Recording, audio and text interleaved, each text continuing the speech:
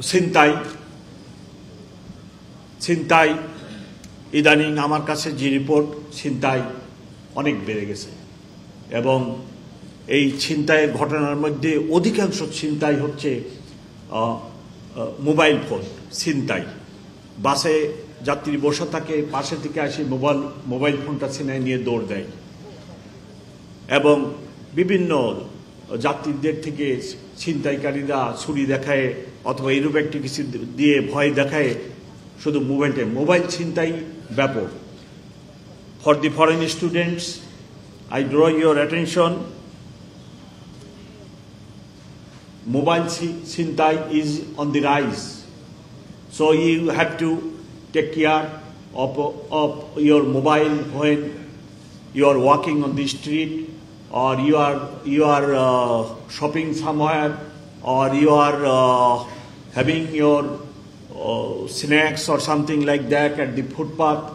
So you must care your mobile and your vanity bag or like this with you. You must take care. ফুটপাতে অসংখ্য hawker বসে।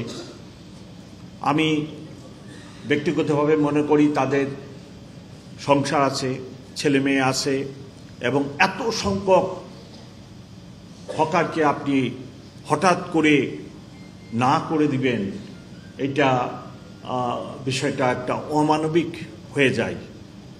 So আমার অনুরোধ যে ওনারা যতদূর সম্ভব সংযতভাবে ফুটপাতে থাকুক এবং তাদের যে কাজটা ব্যবসা বাণিজ্য, ছোটোখাটো ব্যবসা বাণিজ্য করে। আবার আমাদের সমাজের অধিকাংশ লোক মধ্যবিত্ত, নিম্ন মধ্যবিত্ত, গরিব পরিবার, তারা আবার এই ফুটপাত থেকে কিছুটা সাশ্রয়ী মূল্যে পণ্য সামগ্রী কিনে।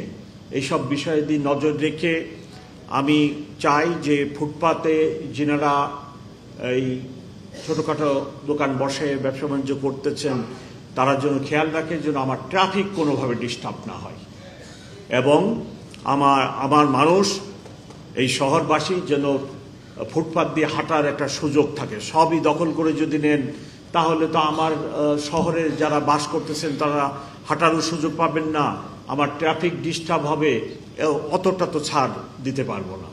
আপনাদেরকে সংযত থাকতে হবে। পলিটিক্যাল মিটিং, মিছিল অবশ্যই তাদের অধিকার আছে, কিন্তু যত্রতত্র রাস্তায় যদি মিছিল meeting, please let me finish, যত্রতত্র যেখানে সেখানে যদি আপনার পলিটিক্যাল মিছিল মিটিং হয় অথবা ধর্মীয় সভা সমাবেশ হয় তাহলে আমার ট্রাফিক খুব ডিস্টার্ব হয়। এক জায়গায় যদি ট্রাফিক আধা ঘন্টা 1 ঘন্টার জন্য হল্ট থাকে, এই রেস সারাদিন থাকে। এই ট্রাফিক যে জাম, এটা ছুটতে 7 ঘন্টা 8 ঘন্টা সময় লেগে যায়। সো আমি ওনাদেরকে রিকোয়েস্ট করব, আপনারা যখন ধর্মীয় মিটিং, পলিটিক্যাল মিটিং, সামাজিক মিটিং, সমাবেশ করবেন একটা বদ্ধ পরিসরে এরূপ একটি জায়গায় যদি করেন তাহলে আমাদের ট্রাফিক ব্যবস্থাপনায় সুবিধা হয়।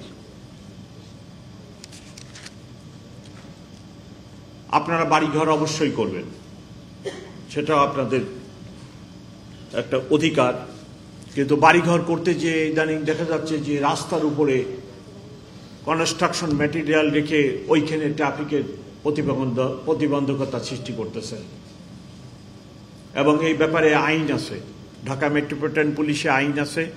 আপনার এই ইট বালুর যে রাস্তার উপরে রেখে মানুষের চলাচলের প্রতিবন্ধকতা সৃষ্টি করতেছেন তার বিরুদ্ধে মামলা নেওয়ার ব্যবস্থা আছে। আমি রিকোয়েস্ট করব, আমি ওই ধরনের ব্যবস্থার দিকে যেতে চাই না। আপনারা নিজেরা এইসব ব্যাপারে সতর্ক থাকবেন। আরেকটি ইম্পর্টেন্ট বিষয়, সেটা হলো যে মাদক, সমাজের রন্ধনে রন্ধনে মাদক ছড়িয়ে পড়ছে এবং যারা মাদক সেবক তাদের টাকার অভাব হলে তারা আবার ওই ছিনতাইয়ে যায় যুক্ত হয়। সো মাদক নির্মূল করা, মাদককে মোকাবেলা করা, মাদক ডিলারদেরকে ধরা, এটাও সামাজিক আন্দোলনের মাধ্যমে করতে হবে। সব দায়িত্ব যদি আপনারা পুলিশের ঘাড়ে চাপিয়ে দেন তাহলে পুলিশের পক্ষে এত সমস্যা মোকাবেলা করা অত্যন্ত কঠিন। সো আমি অনুরোধ করব সমাজের যারা নেতৃবৃন্দ আছেন সবাই এগিয়ে আসেন, আমরা সম্মিলিতভাবে আমাদের সকল সহযোগিতা দিয়ে আমরা এই যে মাদক এটাকে নির্মূলের চেষ্টা করি।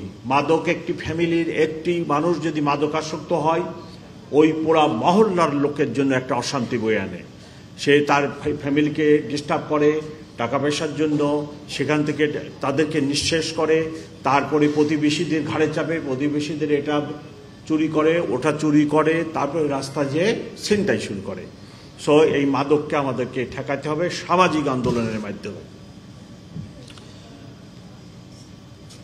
আরেকটি বিষয় সেটা হলো যে জিডিএনটি মামলা, আমি আমার থানার কর্মকর্তাদের বলছি যত খুশি মামলা হয় হোক সেই দায়িত্ব আমি নিব, কিন্তু কোনো নাগরিক কোনো মানুষ এসের জন্য মামলা নিল না এরূপ ঘটনা না ঘটে।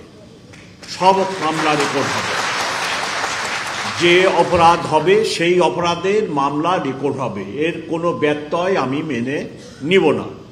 এ কথাটি আমি আগেও বলছি, এখনো জোর দিয়ে বলছি। আমার অফিসার এখানে হাজির আছে, আমার মেসেজ একটাই, একটি থানায় 500 মামলা হোক কোনো সমস্যা নেই, কিন্তু মানুষের যে গ্রিভেন্স, যে অপরাধের শিকার একটা মানুষ হয়েছে তার ঘটনাটি লিপিবদ্ধ হবে, একটা মামলা হবে। আর কাবেল বাংলাদেশের একমাত্র ইউএল এবং ভিডি সার্টিফাইড কেবল, যা A গ্রেড LME রেজিস্ট্রেশন